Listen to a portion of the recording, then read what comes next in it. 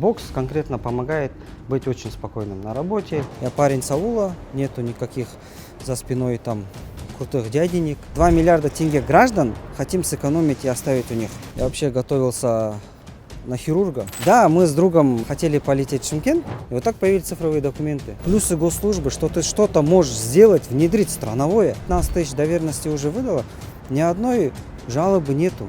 Наша задача не довести до нее. Машина у меня Prado 120. Живем в доме на юго-востоке, левая сторона. Я исполнил свою мечту. Первой в жизни родителей вывез за границу. Прилетел ночью и утром на работу. Это есть то удовольствие, когда ты не просто так живешь, а какую-то пользу обществу приносишь. Наша команда представляет вашему вниманию новый проект, посвященный работе государственных служащих. Мы раскроем вам их личности, расскажем, чем они занимаются в свободное время, а также какие имеют увлечения и как проводят свой досуг. И наш первый сегодня герой – это вице-министр юстиции Бекбулат Молдабеков. И сейчас мы с ним встретимся.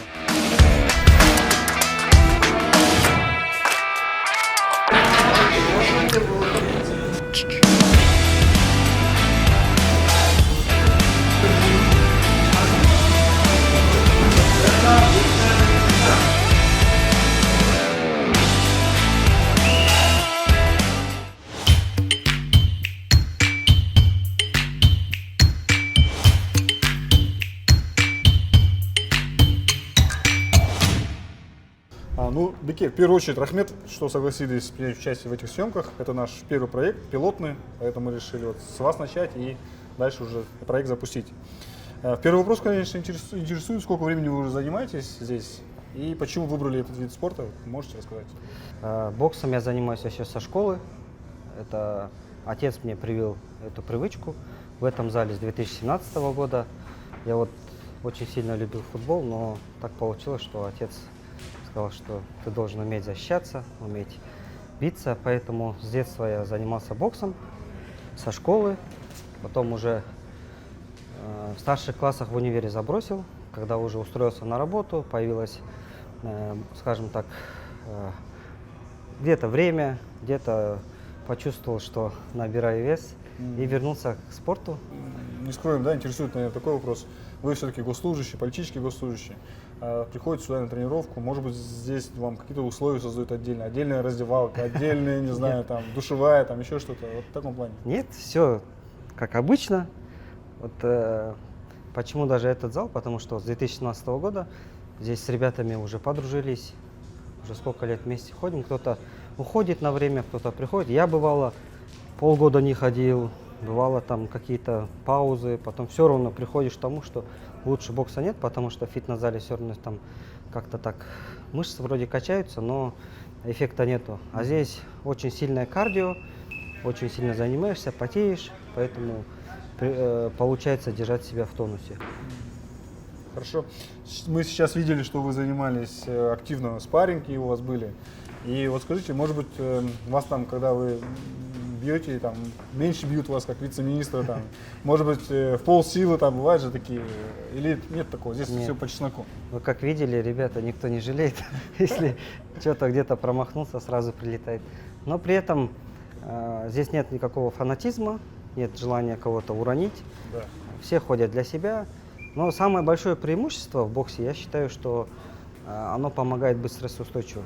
Ты здесь приходишь, бьешь грушу, выходишь на спарринг. Ну, спарринг у нас раз в неделю, а остальные дни бегаешь, прыгаешь.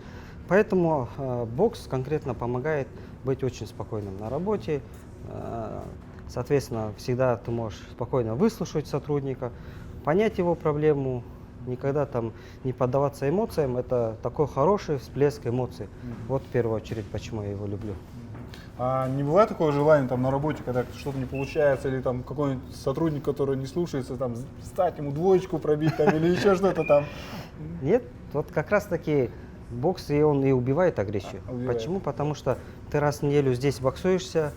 В понедельник, например, мы обязательно на грушах, в среду мы в спарринге, в пятницу у нас круговая, то есть вообще там быстрый фитнес. И здесь какие преимущества? На работе, в жизни, в семье, самое главное, дома, то есть там с женой, с детьми и с родителями, мы все вместе живем, поэтому Вот дома, на работе я абсолютно спокоен, потому что 3 раза в неделю я здесь, а то бывает там вторник, четверг, если на обед никаких планов нет. Я тоже прихожу в зал, здесь у нас пару ребят есть, которые каждый день пытаются ходить. Мы чисто турничок, там, железки потягать, побежать, 2-3 раунда на груши, вот просто чуть-чуть пропотеть, чтобы в тонусе держаться. И вот здесь вопросы, конечно, сразу напрашиваются. В таком плотном графике, ну, мы понимаем, вы вице-министр, много работы, много задач, много поручений. Как вы находите время, чтобы прийти в спортзал и вот в обед 1,5 часа, вот, ну, это же нужно такой тайминг иметь, как вам это удается? Просто это все влияет на КПД, то есть коэффициент полезного действия. Как раз таки час здесь помогает быть мне и утром активным. То есть можно, условно, 3 часа работать очень тихо, а можно там за какие-то 15-20 минут сделать очень много. Это тайм-менеджмент, это план, это Trello, все расписано, все понятно, все проекты идут скрам-митингами еженедельные. По каждому направлению мы собираемся, обсуждаем, какие планы достигнуты, какие планы дальше. Поэтому здесь нет такого, если честно, вот я не пойму, когда люди говорят, что там на работе завал. Мы показываем проекты, мы показываем эффективность. При этом я занимаюсь спортом, вечером еще и хожу в университет, учусь на магистра. Поэтому после универа сразу бегом домой. И как бы здесь все расписано поминутно. А вот учеба у вас, это вы, какая учеба, ну, имеется какая специальность? Юриспруденция, магистр, КАЗГЮ. Вот я решил получить магистра, потому что в Минюсте я недавно, вот скоро будет год, чтобы еще больше понимать эту отрасль. Я решил, раз я здесь работаю, я должен закончить юриспруденцию, я должен полностью вникнуть. Поэтому помимо работы я плюс еще решил для себя выучить эту профессию. Классно, здорово. А вот скажите, пожалуйста, вот ребята, которые с вами здесь занимаются, может быть, кто-то из них знает, что вы являетесь политическим госслужащим, вице-министром. Бывает ли, что они просят помочь, там, где-то оказать поддержку, содействие, там, какую-то справку вытащить? Вот, ну, такие чисто дежурные вопросы. Нет, ну на самом деле я вам скажу, что здесь тоже ребята все непростые, все вот, мы сколько общаемся, все как-то растут, все занимаются, поэтому каких-то таких вещей нет, ускорить и так далее. Наоборот, даже вот нашими проектами мы сделали так, что нету звонков, не нужно вообще звонить по всем нашим справкам, по госуслугам Минюста, они все автоматом, они все электронно через ЕГОВ Мобайл, все 53 госуслуги у нас все автоматизировано. Вот, мы внедрили там такие проекты, вот пример это аттестация. Вот раньше, чтобы стать адвокатом, нотариусом, там ЧСИ, нужно было перед комиссией выступать, защищаться. Комиссия там, из 10 человек, например, состоит. Всегда есть человеческий фактор, то есть когда есть человек, можно договориться. А мы его убрали совместно с АДГС, вот центр тестирования, где госслужащих тестируют. Мы там же сделали тест, то есть гражданин приходит, сдает тест и получает профессию. Все онлайн, никаких звонков не нужно. Раньше, например, эта комиссия раз в квартал собиралась, теперь, например, она собирается не раз в квартал, она собирается, там, например, вот он не сдал, 10 дней прошло, он может пересдать. То есть ему не надо за кем-то бегать, кого-то просить. Вот в центре тестирования есть регламент, не сдал, ждешь время, идешь заново, все.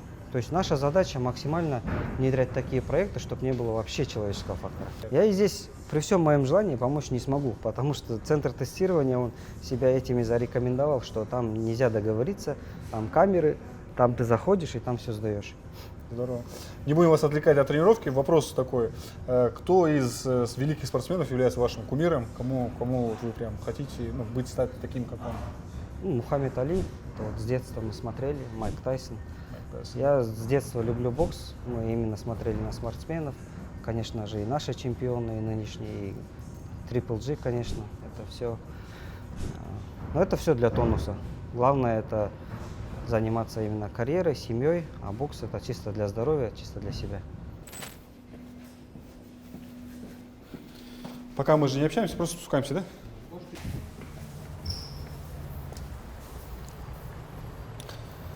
Ну, Беке, вы являетесь одним из самых молодых вице-министров.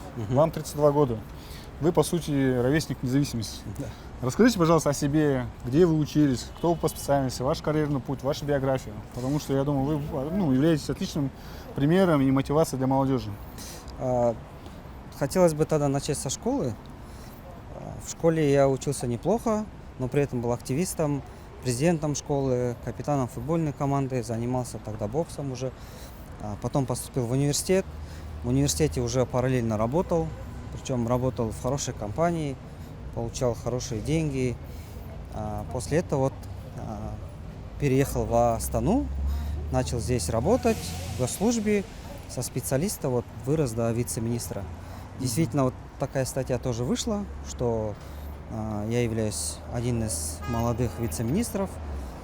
Я думаю, это такой неплохой пример на самом деле, потому что я парень с аула, нету никаких за спиной там крутых дяденек, но при этом, если ты сейчас работаешь, показываешь какие-то результаты, ты спокойно можешь стать таким госслужащим, политическим, ну, если интересно, конечно, Да. если хочешь что-то внести и сделать. Уточнение, вы когда учились на бюджетном отделении или платном отделении? Нет, я учился на платно. Мгм. Почему? Потому что я вообще готовился на хирурга. На У хирурга, меня ничего была себе. мечта, да, стать хирургом, нейрохирургом. Но в самом конце вот с биологии пришлось перейти на физику, потому что все-таки я единственный сын в семье, и если бы я там 9-11 лет учился, я думаю, все по-другому пошло бы. Мгм. И в самый последний момент вот пошел на технический, все переиграл, и чуть на грант не хватило, ну, потому Мгм. что я готовился к биологии. Мгм, мгм, мгм. Последний момент буквально переиграл.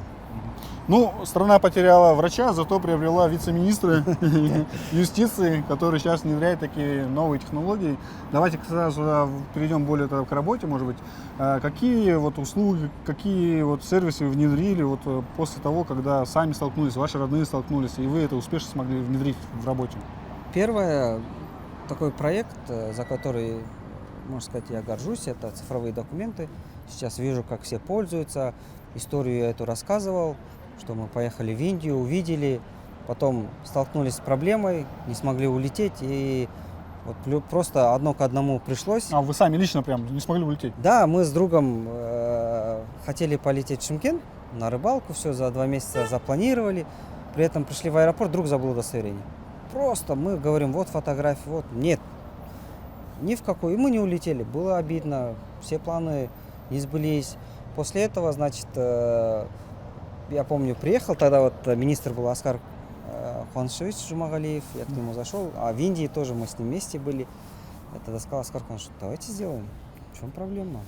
Все сервисы у нас есть. И вот так появились цифровые документы. Оскар Куанышевич- Значит, мы это вам благодарны.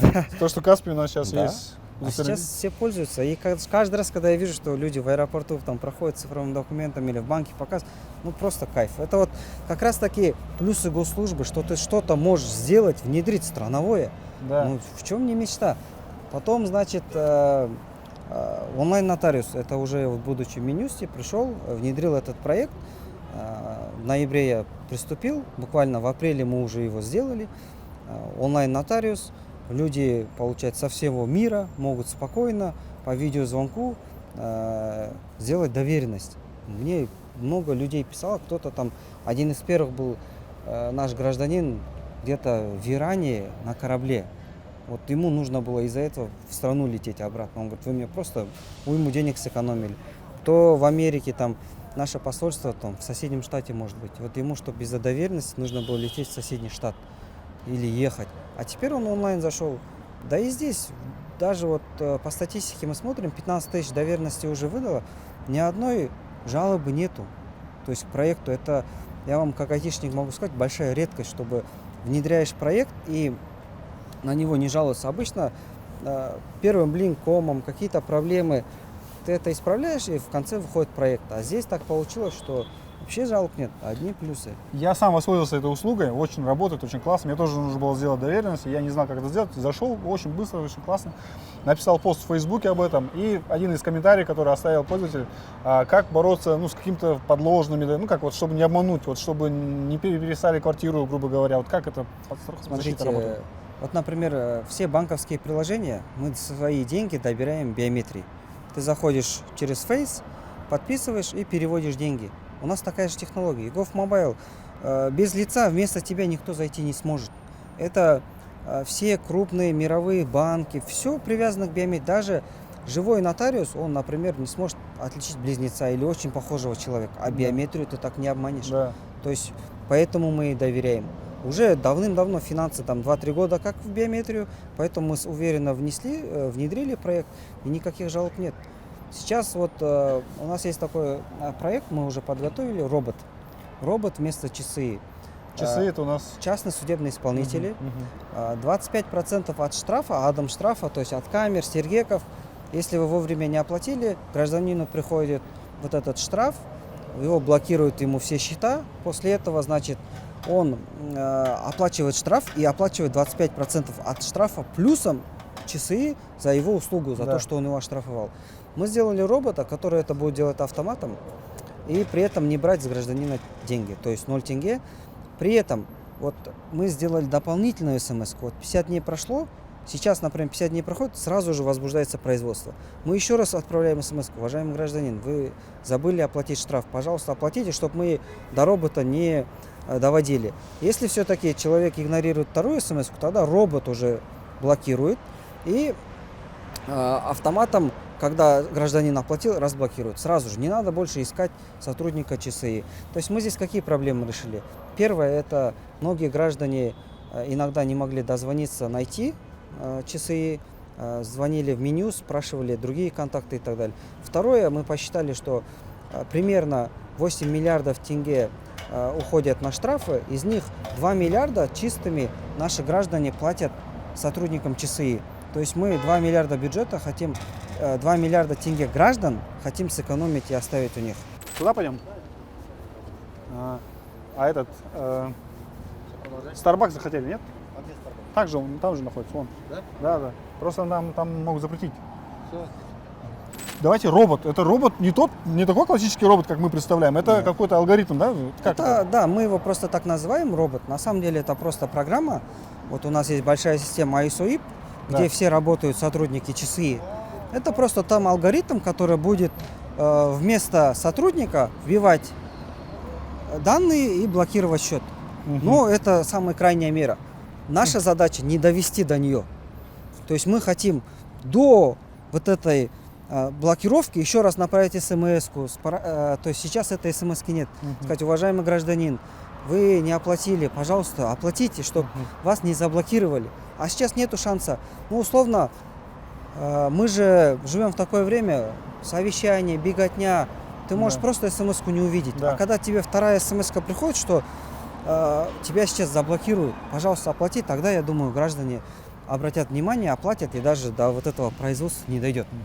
Бике, коротко еще про семью расскажите, про супругу, детей. Вот Мгм. тоже интересно для зрителей.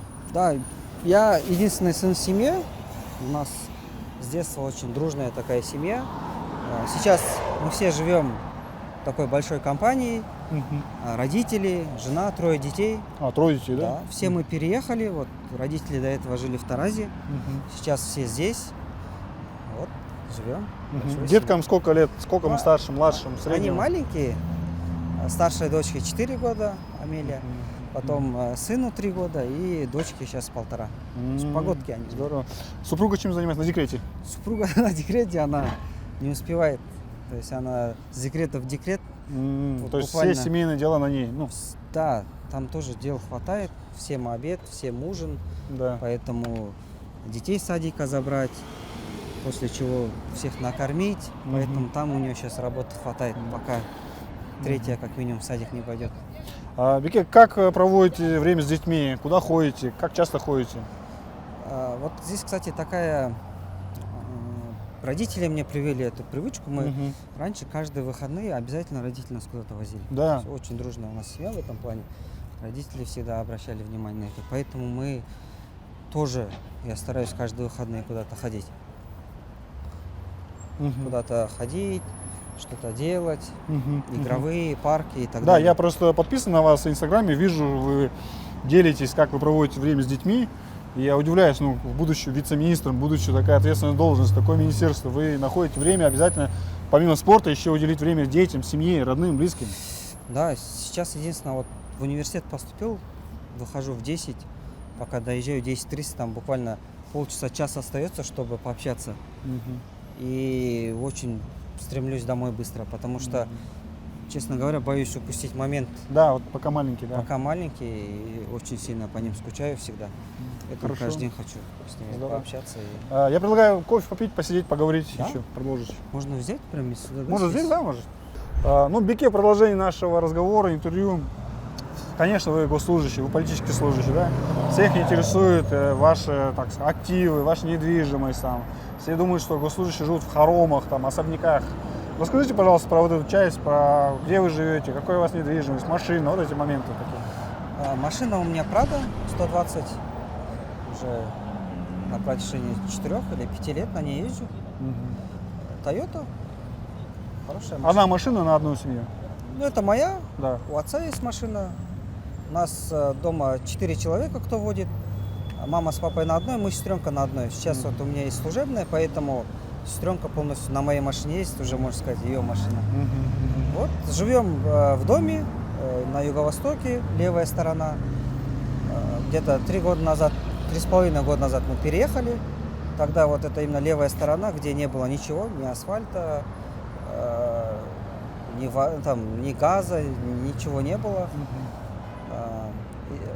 Был только, что там было, вода была. То есть Да. обычные условия?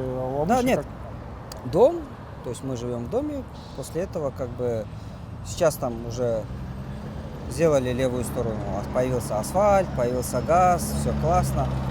Живем, ну, при этом мы к этому так пришли, в Таразе то, что было, все продали, здесь купили, и вот в этом доме как бы все скинулись и живем. Какие-то там активы за рубежом, но недвижимость, счета. Я вам больше скажу, в этом году вот за счет зарплаты, за счет отпускных я исполнил свою мечту. Первый раз в жизни родителей вывез за границу. То есть это была моя мечта там. То есть не то, что актив. Я на отдых свозил Да, семью и да. исполнил мечту. Для меня это вот такой кайф был, потому что родителям показал море. Мы в детстве ездили на Иссык-Куль. Они старались каждое лето, где-то не каждое лето получалось. А вот это такая вот ответочка. И когда я смог свозить их за границу, я просто какой-то там камень упал. А куда съездили, если не В секрет? Турцию. Турция. В Турцию, там. Турция же классно. Да. Еда вкусная, поэтому им очень понравилось. С детьми, всей толпой. А сколько вам дали отпуска? 2 недели, наверное? Неделю. А, неделю всего лишь? Ничего себе. Неделю я вот прилетел ночью и утром на работу. Ну ничего, я вообще... Ну, вы привыкли в таком ритме работать. Да, и получаю, честно говоря, удовольствие от работы, от ситуации. Почему? Потому что дают возможность работать, дают возможность внедрять проекты.